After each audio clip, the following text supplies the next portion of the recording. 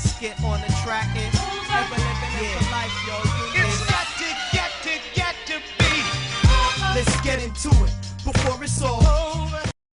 Il y en a un, en tout cas, qui, lui, espère avoir un titre assez rapidement. Puis de la façon qu'il a amorcé sa carrière professionnelle, je pense que ça va bien aller. C'est bien parti. En tout cas, c'est Jean-Pascal. On en a glissé un mot rapidement tantôt. Mais là, on peut vous montrer, justement, son combat. Ça se passait un petit peu plus tôt. C'est contre Jesse Lando.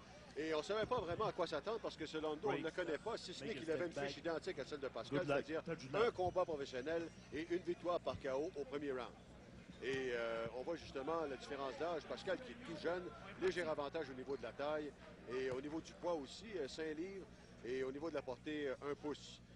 Mais vous allez voir que dans le cas de Lando, je ne sais même pas s'il a retrouvé ses esprits encore. Oh, je ne croirais pas. Hein? En tout cas, regardez bien ça. Vous allez voir que Pascal, c'est un gars qui est très méthodique, tellement rapide. Alors, on voit le jab qui sort bien. Double jab aussi, un peu comme Joachim nous a montré tantôt. Surtout Jean-Pascal qui arrive à son expérience olympique, a tout un background en boxe amateur. Ouais. Je crois que c'est quelque chose que on ne regarde pas souvent en boxe professionnelle. Donc, c'est comme Bernard Barré a mentionné tantôt, Jean-Pascal qui a une feuille de route absolument incroyable, champion du Commonwealth, participé aux Jeux olympiques. Oui. Même si ça a été toute l'histoire, sa participation aux Jeux olympiques, mais il est allé quand même. Et on voit justement, le crochet de gauche est déjà Lando.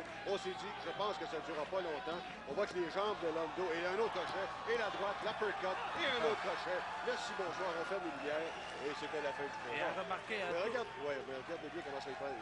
C'était fini tout de suite. Il n'y a même pas eu de compte de 8, là. L'arbitre qui a tout de suite arrêté le combat. Et Jean-Pascal a tout fait ça seulement avec sa main, la main avant. Ça allait pas bien. Là. Qui c'est qui tire en arrière? Ben lui, il n'y avait pas personne qui tire en arrière. Trop puissant. Quand les jambes ne veulent pas, il n'y a rien à faire. Regardez sa jambe droite qui tremble. Et ça, ben, c'est le signe d'un knockout. Et Jean-Pascal, lui, je ne sais même pas s'il a eu le temps de suer. Je ne croirais pas, mais comme je le disais, regardez, il a tout fait seulement avec sa main avant. Donc, n'a même pas assommé, excusez-moi l'expression, le gars avec sa droite, sa main arrière. Donc, il va être à surveiller, lui. Et Jesse Lando, que l'on voit à l'écran, c'est un gars qui venait de Whitehurst, Terre Blanche, Minnesota. C'est une petite journée... qu'on le verra pas tellement sûr. Une petite journée sprint pour Jean-Pascal? À peu près, oui.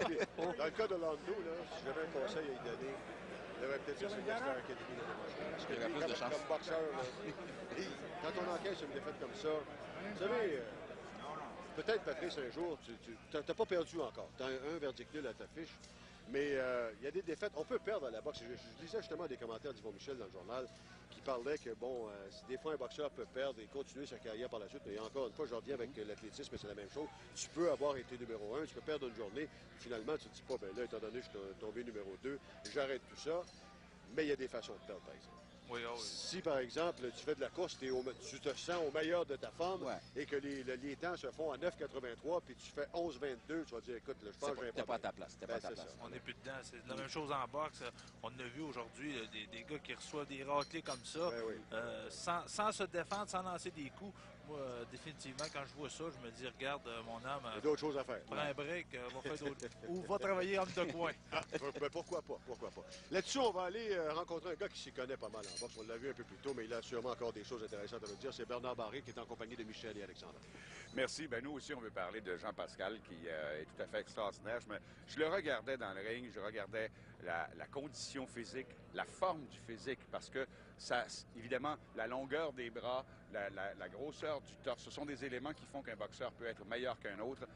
A-t-il des défauts, Jean-Pascal? Ah, mais il y a des choses à corriger et son entraîneur le sait. Son entraîneur, Marc Ramsey, est un entraîneur qui est très intelligent, donc il va être capable de faire ces corrections-là. Une chose est sûre, c'est que Jean-Pascal, il y a 2 roches dans les gants. Il cogne excessivement dur, il est très puissant et très explosif.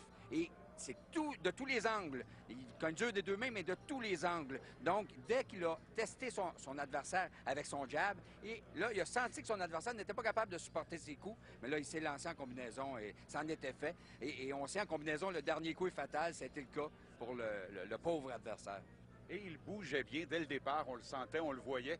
Quelqu'un qui jab en tournant, en bougeant, il possédait son adversaire. Parfait contrôle. Il est jeune, c'est un boxeur qui est très jeune. Ah, très jeune, 22 ans, mais seulement une grande expérience amateur et surtout internationale. Donc, il a vécu les grands tournois internationaux contre des adversaires de haut calibre.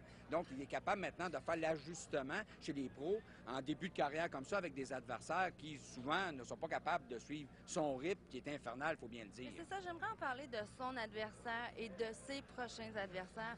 Jean-Pascal, avec toute l'expérience qu'il a, comment on fait pour matcher Jean-Pascal? C'est pas facile, ça. Non, on tente d'avoir des adversaires qui ont à peu près le même niveau professionnel, mais on trouve facilement des adversaires dans son cas, mais dès que ces adversaires, les dirigeants s'informent, mais ils cancellent les combats. Donc, c'est très difficile d'avoir, parce qu'on sait l'expérience amateur, on sait maintenant avec Internet, tout le monde est capable d'aller chercher cette information-là. Donc, beaucoup de cancellations à prévoir dans son cas. On va avertir TVA de cacher le ruban pour trouver des adversaires à Jean-Pascal.